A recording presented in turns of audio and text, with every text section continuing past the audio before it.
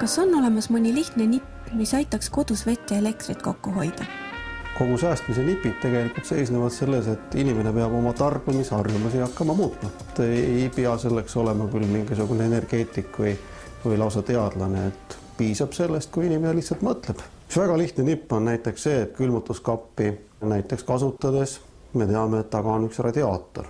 Et kaasaegsetel külmutuskappidel seda radiaatorit üldse ei olegi, aga vanematel ja on ka uuematel, millel see radiaator on taga olemas, tegelikult läheb see tolmuseks.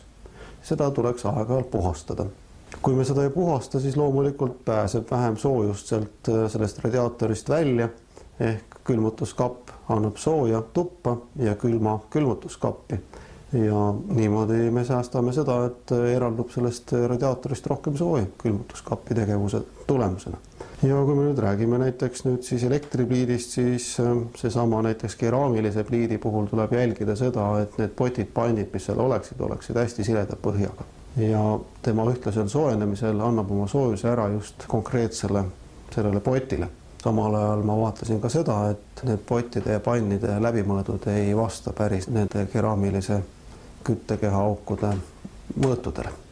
Et tuleb ka seda jälgida. Ja loomulikult veel väga lihtne nipp on see, et enne kui vesi päris keema läheb ja supp valmis saab, tegelikult võib ju pliidi välja lülitada ja seda siin nimetatud jääkienergiat kasutada siis ära.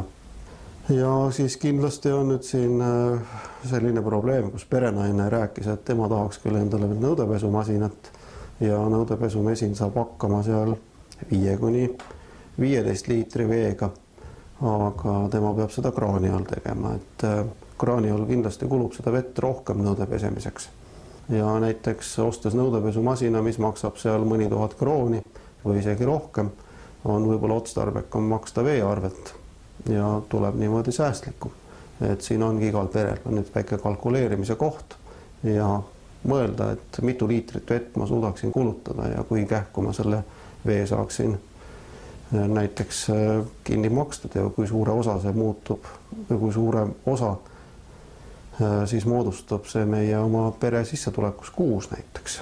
Ja et siin peres on tegelikult lahendatud ka kraani teema ära, et kangkraaniga on kindlasti mugavam seda sulgeda ja avada ja reguleerimine on lihtsam. Et kindlasti on see näiteks selliselt keeratavatel kraanidel, ventiilidel on see märksa ebamugavam ja ei ole nii kiire ja ei ole nii ratsionaalne. Siis kui me räägime nüüd tualetist, siis siin on ka kahesüsteemne WC-pott, aga iga kord, kui me nüüd vajutame siis näiteks suurema tilgaga vett, siis sinna läheb kuskil 8 liitrit vett ja kui me vajutame siis väiksema tilga peale, siis läheb sinna kuskil 3 liitrit vett. Aga meil on siin valmis pandud üks plastpudel ja kui me paneme sinna sisse näiteks plastikpudeli, siis igale nupule vajutamisega läheb näiteks pool liitrit vett vähem.